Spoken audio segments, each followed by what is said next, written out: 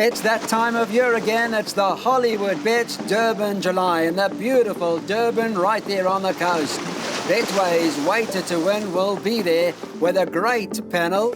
None other than Darryl Maree, who's been in superb form, will be with me to chat to five-time winning trainer of the Hollywoodbets Durban July, Michael de Kock.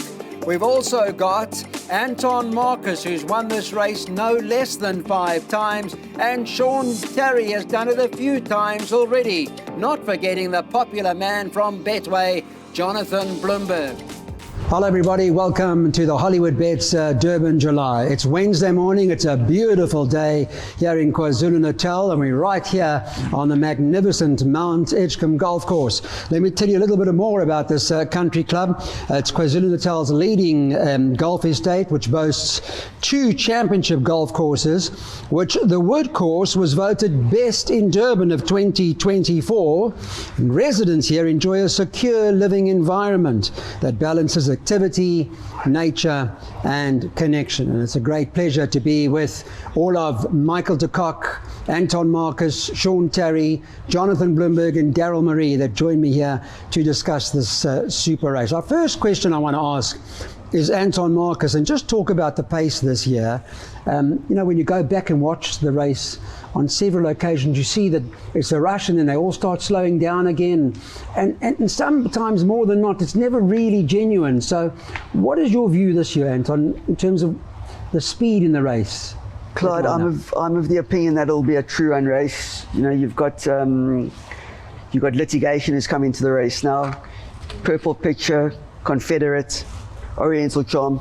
So I don't see any reason why they should canter sprint. Just on Oriental Charm, just very quickly, with them potentially being right up there. From gate 1, many knock the draw to say it's not where you want to be in this kind of race, but he does appear to be a horse that has natural speed from the stall. Yeah, I see no reason why he wouldn't be happy with his marble, and it may even work in his favour. Well, right next to Anton, of course, is Tarry, who's won this race a couple of times. Good to have litigation come in for you. I know the circumstances, but he is a horse that goes forward. Yeah, he is a horse that goes forward, Clyde. He's not a horse that goes and sets blistering fractions, but if he can get there comfortably, he does like to lead. So I think it's agreed that there'll probably be a pace this year, and we want to go through the top 10 in the betting, and Betway, of course, have provided us with the market. Jonathan Blumberg's here with us, and we'll talk to him about the betting in a moment. At 33 to 1, that horses that we need to point out to you that we want to engage about all of Madison Valley, Atticus Finch, and Okavanga, and My Best Shot. Those are the 4 that are priced up at 33 to 1. I'll come back to Sean and just talk about those. There are a few there that have certainly got chances. I mean, we're looking at the form closely. You look at a horse like Atticus Finch at the weights, he seems to have a claim every time you look. I think he's definitely got a place chance. I would say the same thing about the PE horse, My Best Shot. There's a collateral form line with one of Justin's horses that suggests that he's not a bad horse. And Alan Greef's having a wonderful time at present. And I think informed stables half the recipe for these races. Those Anton, the 4 that we made reference to now, Atticus Finch, Madison Valley, Okavanga, My Best Shot. From the 4, is there a preference that you've looked at in studying the form? You know, strangely enough, despite the fact that he's held on form with On My Honor, it wouldn't surprise me to see My Best Shot, you know, just outside of the placings. What do you make of that coming out of Port Elizabeth? I mean, horse has been incredible. We haven't seen one, I think, in 2 decades that's come from that part of the world to participate. Not easy winning 10 out of 16. You can only beat what's put in front of you, Clyde. Yeah, true. Johnny, the makeup of the field and the way you've priced up, active market on your side, what's it looking like? Yeah, so I think it's been very active for a good few weeks, and I think interesting to note is that the money for many days of the last few weeks has been 8 on 18, contrary to whether the public believed the horse was running or not. There's been shrewd money for it, and a lot of money for it. I think all the way from 11s to 7s to 5s, and obviously now hardening into 13, 14 to 10. Yeah, good support. The 4 that we mentioned, is there a preference from that lot? I mean, again, we keep coming back to Atticus Finch because of the black and white of the form. Yeah, so I agree with you. There is black and white of form. I thought the last run was incredible. To me, that was quite a soft prep into this race. Definite runner.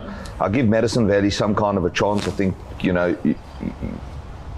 it's got the makeup of a horse that if they do go quite a quick pace, this horse could be finishing over the 2200. My best shot, maybe back end of Quartets at best. I know there's a line of form that you can draw also, whether it was through On My Honor or Underworld, but I would be quite surprised if a horse like that troubled them. Mark the Cock, let's talk about the four that we've referenced. In your case, with immediate edge, obviously, there's some form of line of form there that you've obviously looked at. Would you give them chances this year? Look, he lacks experience. It's against him. There's a lot of turnaround and weights with horses like Atticus Finch and all that kind of thing. But he's one of those horses that's what he's rated now is not where he'll finish. Yeah. I see him as a horse that should be rated in the 120s when he gets there eventually. I mean, he hasn't had that opportunity yet. So that doesn't worry me too much, that there's the weight swings, because I think there's a big upside with him. What worries me with him is experience and possibly the extra 200. I know he's won a 2000 at Turfentine, but his more impressive wins have been around 1 mile and 18 in my opinion. The difference, whilst we're on immediate edge and talking about him, the difference in that his rating is good. Where I think he was supposed to run to 114 and he's now. Yeah, well, he's been in races where the handicappers haven't been able to rate him fully, where there's been limited penalties. He's won 2 of those. So he certainly is, at least in their minds, 6 to 8 pounds light. If he was to carry that, and talk to Darryl in a minute, if he were to carry that kind of weight where they could have applied the penalty, he still had 53. Kilo not, He still had 53. Was it? Yeah, with a 129 in the race, 127. Yeah. So that doesn't make any difference really. But it just makes it, for punting's sake or for your knowledge of his ability and rating, he's probably a 114 or 116. Those that I mentioned, Mike, Madison Valley, Atticus Finch, Okavango, my best shot. Respect for any of them from your perspective? Well, Atticus Finch, I suppose, he's you can't discount the Summer Cup winner. Plus, there's a turnaround at the weights with the favourite from the Met. Albeit a weight for age race, you've got to say, well, we're supposed to make the weight for age improvement as a 3-year-old 2 pounds every month. So, I mean, that's up for debate. But I just don't see any of them troubling the winners. I mean, the favourite or the short-priced horses. But certainly horses that can, because of the older horses, well handicapped, 54 on their back, 57, they got a chance of running places. But he's at weight for age terms, strictly speaking, he's at level weights with the favourite. He should be giving him 8 pounds. Right, yeah. Yeah, so he's actually better off, strictly speaking. It's a Quartet carryover, Darryl. There's 2 million rand in the pot already. They said 10 million rand. It's those kind of horses that you want to see filling the places to get a decent Quartet dividend. Having said that, I mean, if they run first, second, third, fourth, first 4, top 4, you're probably going to get a couple of grand in a dividend anyway. And on that note, I want to ask the panelists just now, for their top 7 to box a 7-horse Quartet, which works out to, what's it, 7 times 6 times 5 times 4, 740, thereabouts? 840, 840 rand. We'll get that Quartet from them. From your perspective, from the 4 we referenced, Darryl, is there one? Absolutely, Atticus Finch. I thought that was an outstanding preparation. I'd like to ask Mark where exactly immediate edge was, because he was on the doorstep. He basically had to win the Jubilee to get into the July. So has he come on since that race? Because Atticus Finch went into that race underdone. There's no doubt about that. Well, and we went in their second run as well, gelding, and to be honest, if I'd have got left out of the July, I wouldn't have been too far. Okay. It wouldn't have worried me. I was half worried, hoping they would, because you get sucked in a little bit with the euphoria of the July and what have you. And he's an immature horse, and he's got a future ahead of him. And you do get, you get sucked in with the July and everything that goes with it. I think it's coming a little soon for him. So, but he had still a lot of upside. Okay. Yeah, so I'm still going back to Atticus Finch as one of the longer priced horses to fill in the Quartet position. I think he's had a great prep. I actually think his comeback run after the Met was outstanding. First run on the Highveld, and you have a look at the weight swing. Everything's pointing to this horse running one of his better races in his career today. The form does show it. You're quite right. The other two I want to couple, if I may, and talk to you about Royal Victory and On My Honour. They're both priced up. On My Honour's Royal Victory's 25 to 1. On My Honour's trading at 17 to 1 at the moment. Let's talk about the pair of them. I mean, we saw what Royal Victory did last year. Some saying he could have got a lot closer, not for this and not for that. I see they've put blinkers on him now. And also a lot of public talk, Darryl, about On My Honour. Yeah, I'll be frank, Clyde, I'm not really a fan of the Cup Trial form this year. I know the last two winners have come out of that form, but once I start looking at Madison Valley, who was contesting the Gold Vase last year, I don't know if he's really in this league to win the Durban July, to be honest. So I'm not looking at that form. Out of Royal Victory, funny enough, this horse occasionally has had a really bad run, prep runs, especially at Scottsville. And last time behind Dave the King, I thought he ran out of his skin. The problem is he galloped with blinkers. Well, he was intended to gallop with blinkers, and he was very stubborn. And the blinkers have been refitted. He's worn blinkers in the past. We need to take notes. I think he won the Tony Ruffle with the blinkers, and he also got touched off in the Guineas with the blinkers. But I like him to be ridden a little bit cold. Now with the blinkers from that wide draw, I don't know what options they'll have. First of all, he needs to settle with those blinkers. I think at the weights, one can say he's got a chance of reversing, although it's a year later. Oriental, with Oriental. Yeah. And he was unlucky on that occasion. Musi came out. If he stuck to the rail, he would have gone closer. But I think there's a lot of doubt with those blinkers in the back of my mind now. On My Honour, the Cup Trial. I know you're not happy about the form, but he's an improving 3-year-old. The word out is his gallop was sensational. He's in a great space. Can I see him winning? No. Mike, to summarise those two, I mean, they put blinkers on Royal Victory, as you just heard. I didn't know that. He's a keen horse, so I'm not sure that's going to work out for them. He's won 2 Group 1s without them, turf and team. And if he brings that form into the race, he's definitely a runner. I mean, his gallop wasn't as bad as what people are thinking it was. They actually went some good clips if you do the times. But the fact that he stuck up does put people off. It would put me off, I must be honest. And I don't know, I think his last 2 runs have been good runs without blinkers. Really good runs. And maybe they're going for the blinkers because he just seems to shift in that last 102 when the chips are down. Yeah. He either wants to go in or out. He's not hanging in there. But he's a deceptively good horse. He won 2 Group 1s. You cannot. And he's getting that kilo now from horses that have all got the same form as him. It's got to be in his favour. On My Honour, your view? Well, again, these horses that ran behind, for me, the 3-year-olds, there's only one 3-year-old in Cape Town, and that's Anton 18. The rest are no good. I don't care what anyone says. They got Okavango and a Native Ruler, went into the Gravel 1900. I think one ran 4th, one ran Bush. Handicap at handicap terms. They came out of there with whatever ratings they were, 105s or 96s or whatever. The next thing they go to the Daily News, they walk across the line, 8 on 18's easing up, and they're 18 pounds better. In one run, these two horses improved 18 pounds. Yeah. How do they run in front of Seliqua, these two? No chance. No chance. Yeah. That's how I see it. Now you got, My Best Shot with very, very, not My Best Shot. What is the horse? On My Honour. On My Honour. Yeah. With we're going through the same form lines. He ran in the Guineas, which actually wasn't a bad race with a line through Sean's horse that ran 3rd. But I just don't see him being good enough. Not good enough. Johnny, your case?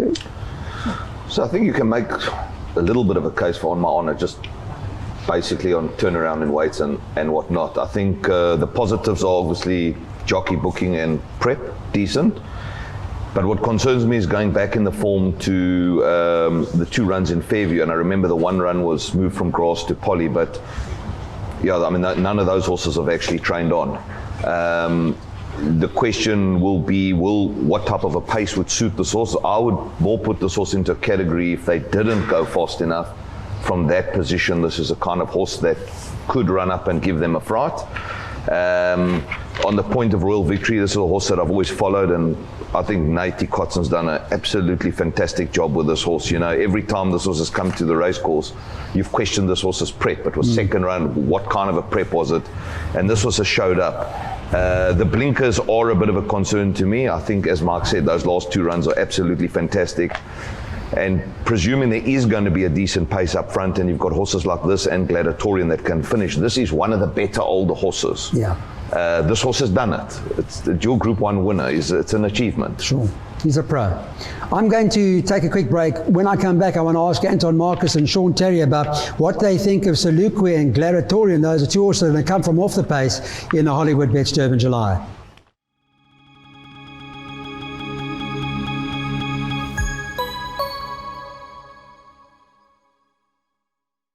Welcome back. Hollywoodbets Durban July. Anton Marcus, 5-time winning jockey of this race, is here with us here at the Mount Edgecombe Golf Course, and we're going to chat about Saluci and Gladiatorian. 2 horses, Anton, that I would imagine, based on what we've seen, they're both, question mark the 2200, and they're likely to come from off the pace at the end of the day. How do you see them playing out, and where would they be, the pace, all that sort of stuff? Look, Gladiatorian never did himself any favours for running third and getting the £4, 60, drawn on the outside. He'll be finishing as he usually does, but certainly not a likely winner for me, But take nothing away from him. He's a model of consistency. And Saluci won a good race last time, but this is a lot stronger than the Gravel 1900. Were you impressed with that victory? You had to be impressed, but you don't see an Arena Trigon in the July this year. Yeah, it's interesting, Sean, how that's going to go, because, in the manner that he turned it on Saluci and the way he won it, yes, Anton's correct, perhaps he didn't beat much, but sometimes, the eye tells a whole different story in terms of, what's on form and what's not. Favourite also didn't beat much in the Daily News, but he was impressive. This horse was almost as impressive in my mind, even though I don't think he beat much. But what I do like is this horse's preparation, and Andre seems to have had a plan for this horse. February, put him away, gave him a little freshen up, and he's given him a perfect prep. Lovely draw. Serena gets on well with him. You can go to the front, you can drop him out. He's alive, no doubt. You prefer him over Gladiatorian, actually? Gladiatorian I actually like, funny enough. He's a soldier. He's out of a dynasty mare. He flashes up, you switch him off. He's a proper horse. First try at the 22 with 60 is not easy against this opposition, and that's the question mark. Yeah. But wouldn't surprise me. Jonathan, the Gladiatorian, Saluci? Yeah, so I'm a little bit of a fan of Gladiatorian. I think in terms of value, this horse has got value. No doubt the horse will stay, and I think very early on in his career, this horse went over ground. And I think that took a long time to bring it back. The mare won quite a few races, I think it was with Snaith, over ground. I tell you what I like about this horse is 100% this horse is going to be finishing in the top 4 fastest 400 to finish coming home. Yeah. The draw makes absolutely no difference to this horse. I do agree with Anton in terms of those £4, but regardless of the fact, in just over a year, this horse's merit rating's gone up 3.5 kilos. What is really the difference? I don't think it's going to hinder it too much. I think if you're looking for a hard knocker at a valuable price that will be finishing off, this is the horse. Saluci, I think a lot of the rage about this horse, although I do agree the last win was impressive, and I do echo Anton's sentiments about Narina, Trogan, etc. But I'd go back further in the form, and I look at horses like Tyrconnell and Miss Platina and these kind of horses. This horse 7 runs ago was a 79 rating. This horse 3 runs ago was a 97. It wasn't even getting a sniff in this race. The premise of it having potentially been best weighted horse a month ago was probably right, but it's definitely not the best weighted horse based on 8 on 18 now. So that argument's out. A good prep. I think Andre Nel is a good trainer and it's got a good draw. I think Gladiatorian runs in front of this horse. Okay, so you're going the other way. Michael, your assessment. Let me just quickly ask you, whilst we're at it, about the draw. I mean, yes, in many cases it can be argued the draw is imperative, but if you go back and look at the Julys and you look at the champions that have won the Julys, all came from high draw numbers. So some could even argue, it's perhaps we make too much of it. I don't know. What's your view? For me, Gladiator is drawn in the right place for the way he runs. But if you look at his form lines, even though he's giving Saluci 6 kilos, and you look at Saluci's form lines, they're not in the same division. 6 kilos is not enough for Saluci, all things be equal, to beat Gladiatorian. He's run at some high-level races and he runs a cracker. And I mean, last time out, he's probably a stride and a half from winning the Group 1. Yeah. Beating Dave the King and the second horse, James's horse. So Oriental Charm. Oriental, yeah. I mean, if he can accelerate over 2-2 like he does over a mile, he must be a huge runner. He's out of a dynasty mare. How does he not stay? You know, he's won a 1750, giving 10 kilos to the second horse. Yeah. You know, he's a proper horse. He's got some solid form lines over any trip.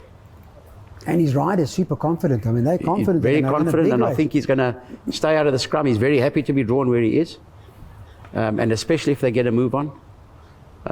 You know, you want to be out of the scrum, because if they get a move on, there's going to be half the field at the 400 having heart attacks coming back at you. Yeah. So you don't want to be running into the backsides of them. You want to be going around them. No, sure. Mike, whilst you're talking about horses staying and all that, let me just stay with you talk about the Real Prince. What do you make of it? I mean, I watched his last start. I thought to myself, this horse is crying for the ground. The way he was running the 14, he went further. He won the mile impressively. Yes, it's a big jump to 2,200 meters, but he does seem to have all the ability necessary. Yeah, I mean, look, he's obviously showing them that, and his acceleration over a mile looks that way. I mean, a very, very fast female line. She's been a prolific producer of sprinter milers. The second dam, funny enough, is Victory Moon's family. So there is a bit of stamina there. Yes. But you know, and he's by Gimme the Green Light as well, who himself was a miler. You got to feel he's going to be. I mean, if they went and cantered around and sprinted home, it might have more chance for him. It's not going to happen. Okay. But it has to be. You know, he's got a very good weight in his favour for sure. But I just, you know, just on paper, I just don't see him getting the mile. Sure, it's unreal. I mean, he's in it. He's there to take it home, Darryl. We're on all three of them now. So Saluci, Gladiatorian, the Real Prince. Where do they match up in your final calculations? Saluci outclassed. I don't like the 1900 form line. The Real Prince, unknown. It's hard for me to sit here and make a case for him. I mean, I think Mark hit the nail on the head in saying that if they go very slow, it will be his only chance. Because if they stretch, I think he's going to be found wanting. And then the other one was Gladiatorian. I don't think this horse has quite got the recognition he deserves, because he's a top-class individual. Do I see him? The likelihood is going to be behind 8 on 18 turning for home from that draw. Do I see him quickening on by if all the gaps open with 3 kilos more than 8 on 18 and running him down? No. But can I see him running into the money? Most certainly. Okay. Well, we'll take all that into account. I want to ask Anton, Jonathan and Sean what their view is on the Real Prince in a moment. And then, of course, we've got to talk about the big three: Immediate Edge, Oriental Charm, and 8 on 18.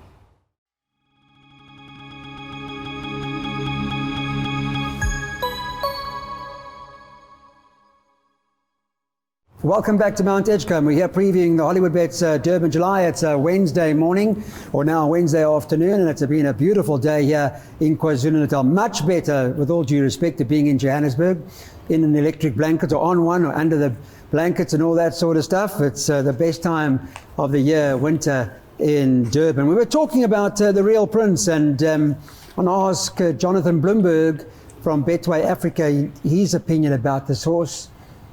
First time distance. He gives me the impression he's got tons of ability, this horse. He definitely must have tons of ability, and I think they've rated this horse all along.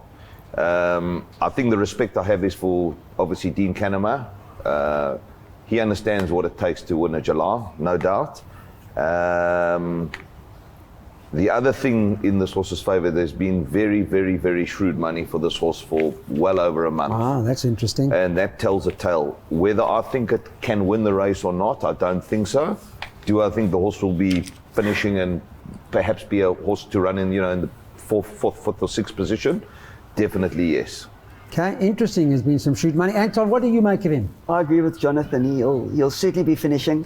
You know, Dean sidestepped the Group 1 mile. to protect his rating. And I went back and I watched his one run over the mile, and to me it appeared as if they actually got going late. So I don't see any reason why he won't see it out. Milers have won the July before. Well, I've been told if there's the slightest chance that he sees it out, he could end up winning it. I mean, there's a lot of, as Jonathan says, shrewd money for him, and he seems to be giving all the right signals, doesn't he? He certainly does. Yeah. Sean, your view on him? I think obviously sidestepping the mile, either there was a problem or there's serious intentions on this run. I mean, he's getting 3.5 from Gladiator, and he was the faster finisher in the drill hall. Yes. And Dean can get them fit. So for my money, I would gamble that this horse will be there. Okay. So Immediate Edge comes up next. He's third favourite at the moment. He's priced up at 8-1. He's in fact joint second favourite because Oriental Charm and Immediate Edge are joint seconds. And when we were doing the show, 8-on-18, 17-10. Of course, I've got to go back to Mike de Kock and ask him about Immediate Edge. Yes, some will argue he's not getting enough weight from 8-on-18. The rating, the handicappers will obviously argue differently because of the restrictions, all of that implied. But he seems to be progressive. Mike did say in an post-race interview that he's probably more a Betway Summer Cup horse.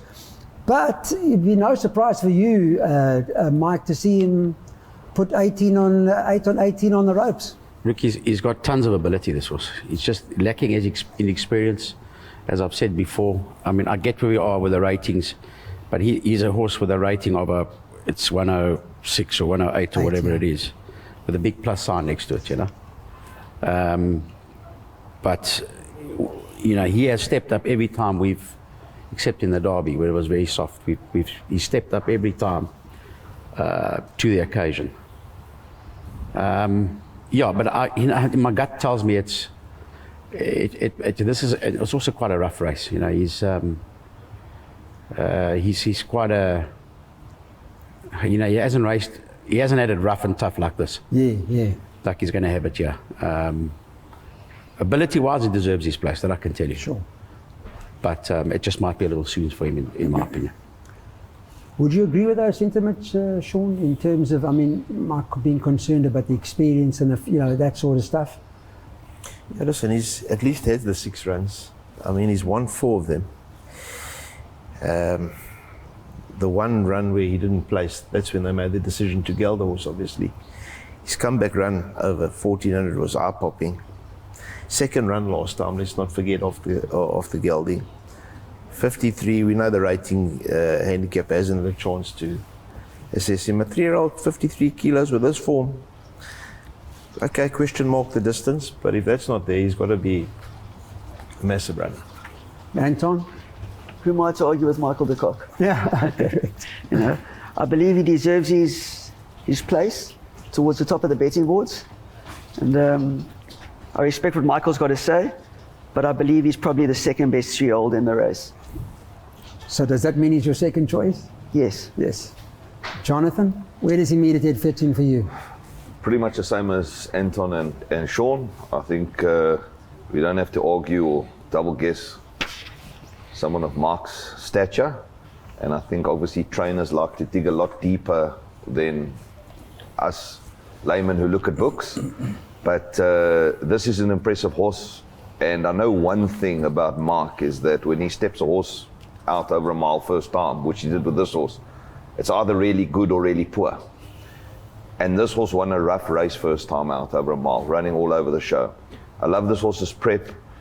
Agree 2200, perhaps the only concern, but as Mark says, this is a horse that's going to be a 128 or 130 in time, somewhere there. So with 53 on his back, I've got massive respect. Yeah, and likely to start Betway Summer Cup favourite in a few months. Darryl, let's talk about Immediate Edge. And is there anything that you want to ask Mike? Any more you want to know about him? And whilst you're busy talking about him, let's also introduce Oriental Charm into the mix of things as well.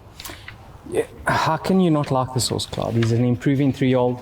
He's had the perfect preparation. In the Betway Secretariat, I think it was, that finish he showcased that day was unbelievable.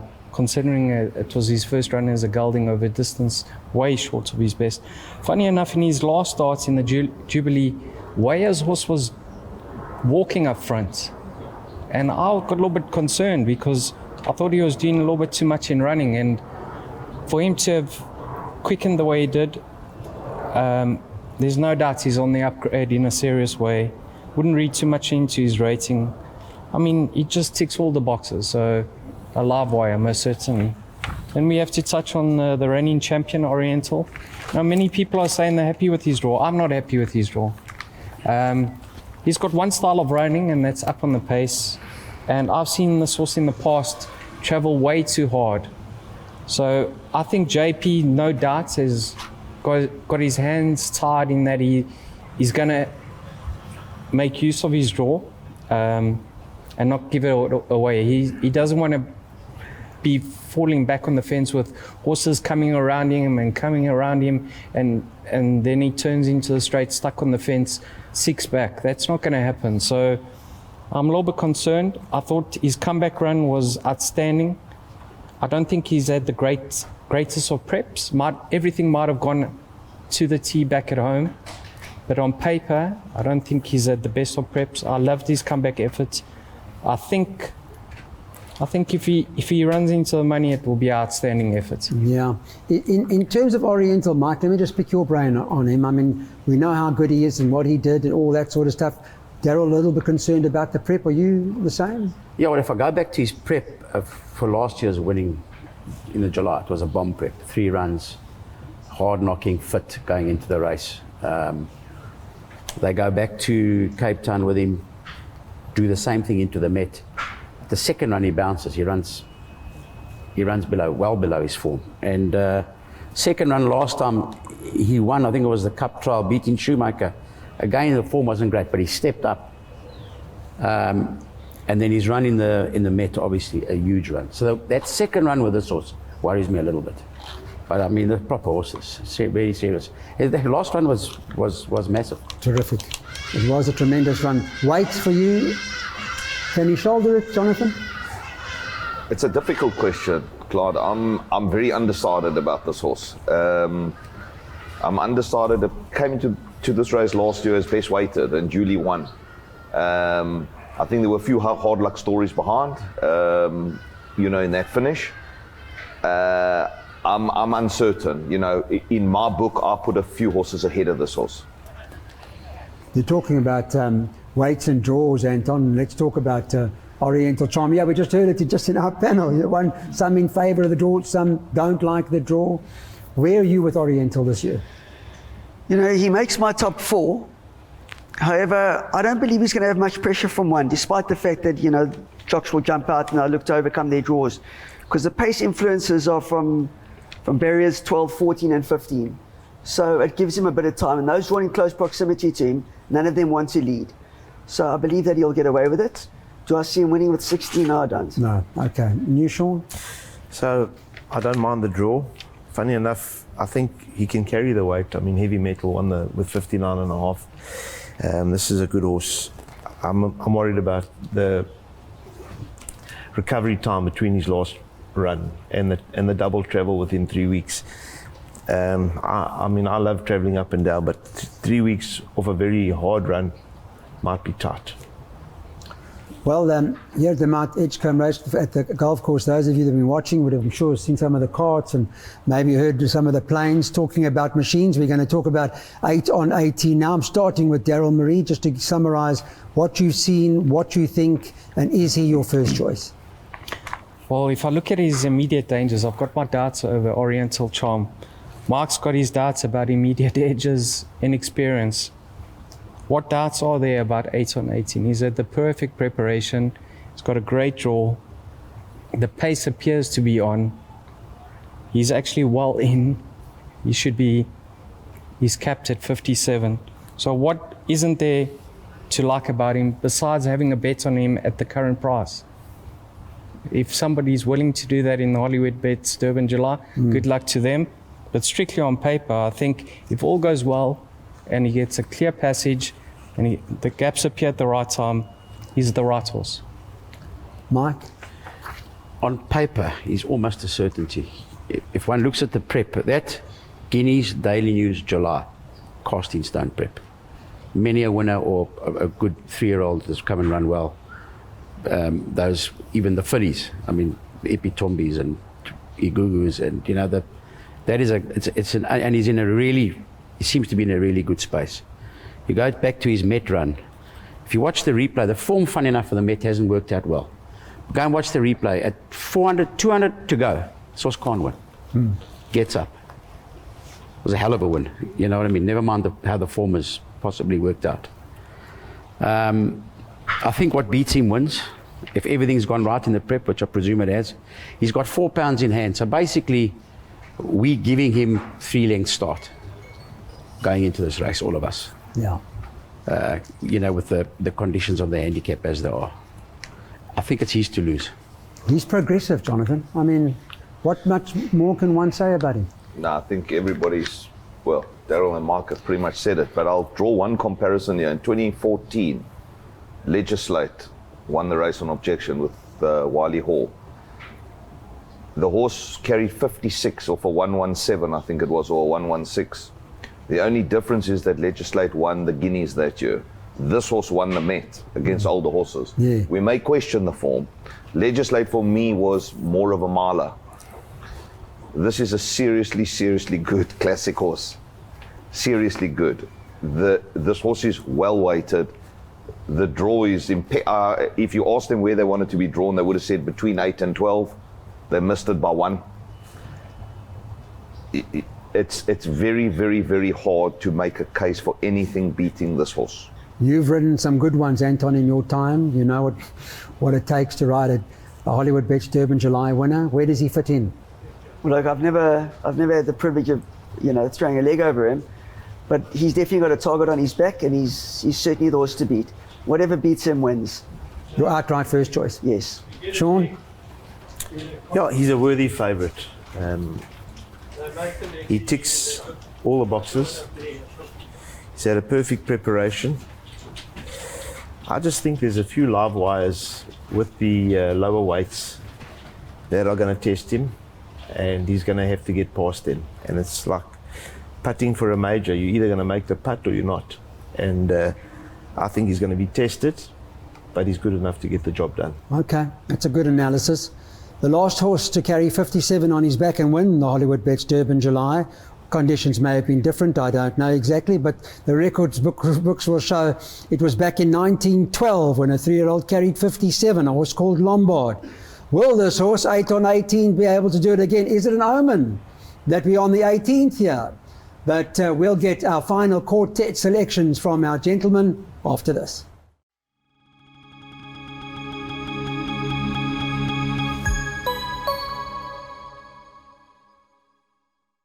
So we promised you we'll come back to you with our Hollywoodbets Durban July quartets. There's a 10 million rand pool to pick from here. Darryl and I were discussing it earlier, and if the top 4 finish, in that order, the quartet may well pay a good couple of thousand. If you get a little bit of a result in there, in the mix, because we're boxing them, yes, I'm sure we all want to bank 8 on 18. As you've heard from everybody, that's their first choice. But boxing 7 costs you 840 rand. I'm going to start with Sean Tarry. He'll give us his 7. It'll be up on screen for you to have a look at as well, because it'll be loaded. And see if there are a couple inch fruities. What are your 7 horses if you were to spend 840 or 84 bucks for 10%, whatever you choose? Okay, I'll go 4, 5.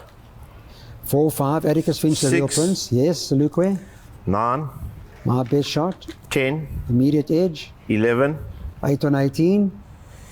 and I would probably go Gladiator, but then I've left my horse out in the top 7. You can't have 8. You can't have 8. It costs too much, but okay. Gladiator or litigation, you Yes, can choose. okay, you can choose. All right.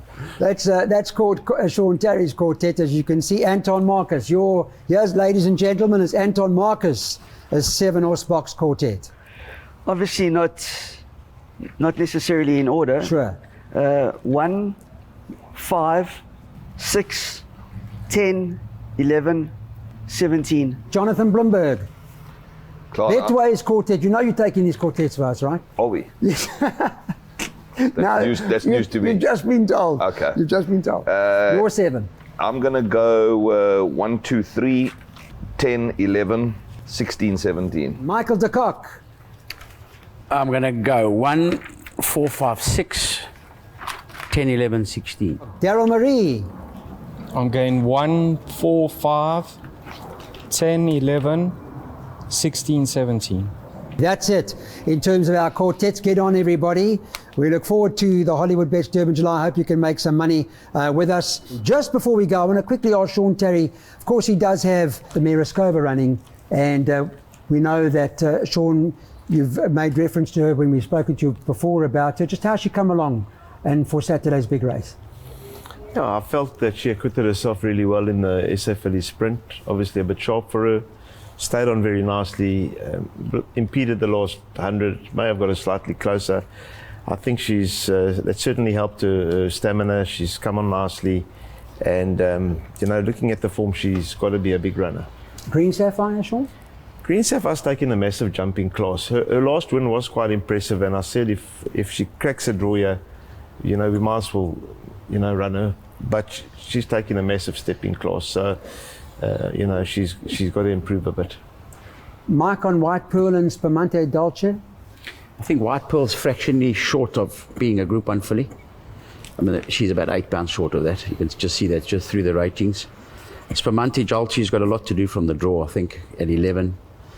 Of course, she's not the kind of horse that can drop out and sprint at them. She'll struggle with that. But I think whatever beats Double Grand Slam will win. But again, if one looks at her form, she's been unlucky a few times, Double Grand Slam. Certainly in this race last year, she was. Sprint, the last lead up, the sprint. I think it's because of her style of running. She comes from behind, so she finds traffic.